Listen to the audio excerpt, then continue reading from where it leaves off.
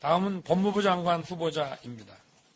한동훈 후보자는 20여 년간 법무부와 검찰의 주요 요직을 두루 거쳤고 수사와 재판, 검찰제도, 법무 행정 분야의 전문성을 쌓아왔습니다.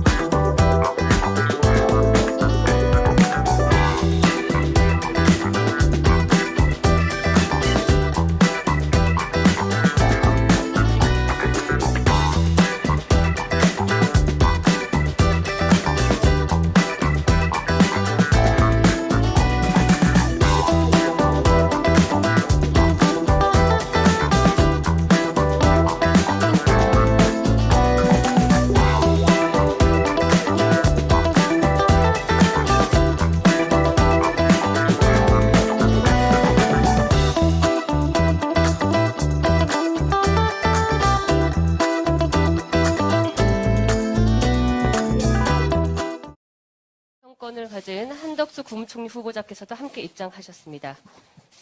그럼 윤석열 대통령 당선인께서 오늘 내각 인선을 추가로 발표하시겠습니다.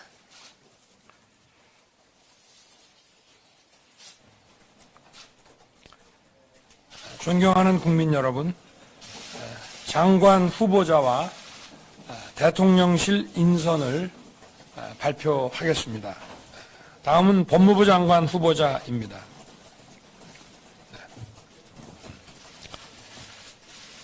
한동훈 후보자는 20여 년간 법무부와 검찰의 주요 요직을 두루 거쳤고 수사와 재판, 검찰제도, 법무 행정 분야의 전문성을 쌓아왔습니다.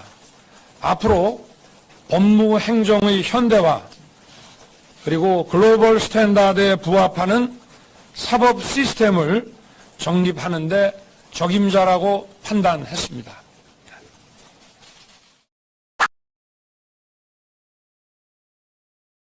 공적인 국정 운영을 뒷받침할 적임자라고 판단했습니다. 감사합니다.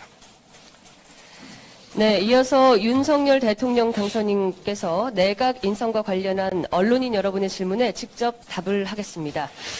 질문하실 언론인께서 손을 드시고 소속과 성함을 말씀해 주시길 부탁드립니다.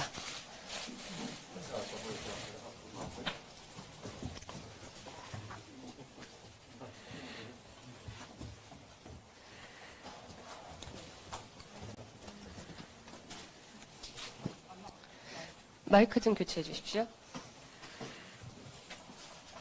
네, 당선인 연합뉴스 이은정입니다. 오늘 인선 중에서 한동훈 법무부 장관 후보자에 대해서 좀 파격적이라는 평가가 나오는데 초대 법무부 장관으로 이제 한 후보자를 지명하신 구체적인 이유 궁금하고 향후 법무부 장관으로서 어떤 역할 기대하시는지 좀 설명 부탁드리겠습니다. 한동훈 후보자는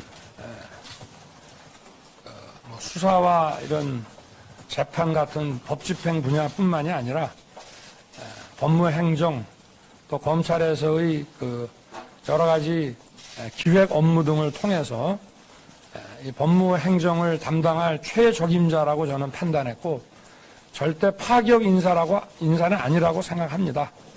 그리고 유창한 영어 실력으로 또 다양한 그 국제 업무 경험도 가지고 있고 그렇기 때문에 아마 제가 주문한 것은 이 법무행정이 경제 발전을 뒷받침할 수 있는 그 법무행정의 현대화 그리고 글로벌 스탠다드에 맞는 이런 사법제도를 정비해 나가는데 적임자라고 판단했습니다.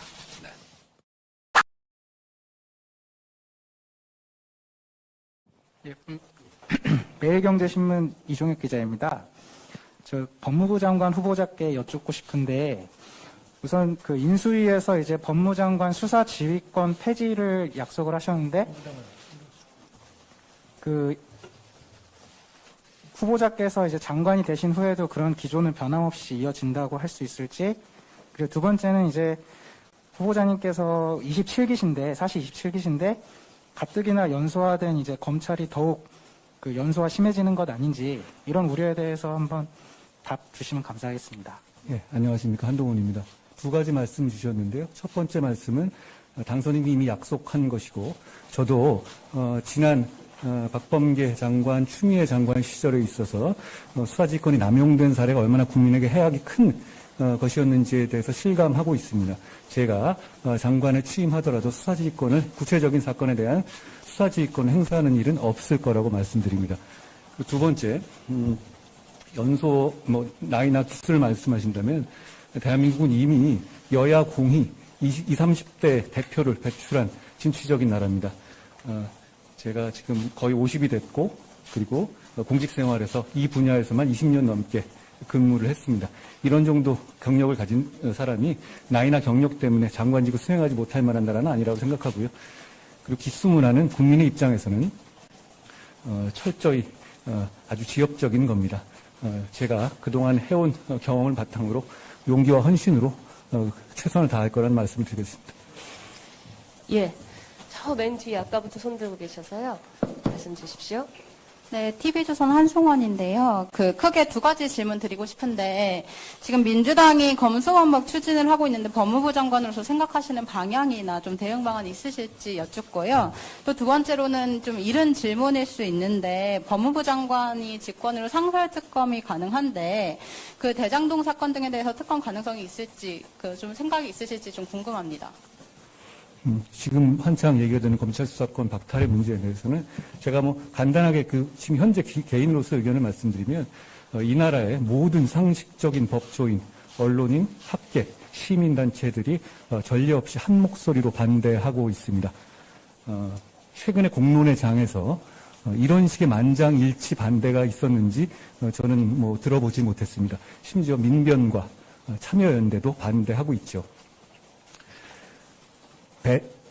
재심 전문 변호사, 아동 학대 사건에 진심을 다해온 변호사들이 자기 이름을 내걸고 이렇게까지 반대하는 이유에 대해서 한번 생각해 주시기 바랍니다. 그 이유는 자명합니다. 이 법안이 통과되면 국민들이 크게 고통받을 것이기 때문입니다. 그 점을 감안했을 때 이런 법안의 처리의 시도는 반드시 저지되어야 한다고 생각합니다. 그 방안에 대해서는 앞으로 차차 여러분들과 함께 생각해 보겠습니다. 상설특검의 문제는 어차피 제도화된 그 문제를 어떻게 어떤 권한을 행사할 것인가의 문제인데요. 구체적인 사안에 대해서 제가 아직 사안을 알지 못하는 내용에 대해서 어떻게 할 것이라고 미리 말씀드리는 건 좀 경솔한 문제 같습니다. 그 정도 말씀드리겠습니다. 예.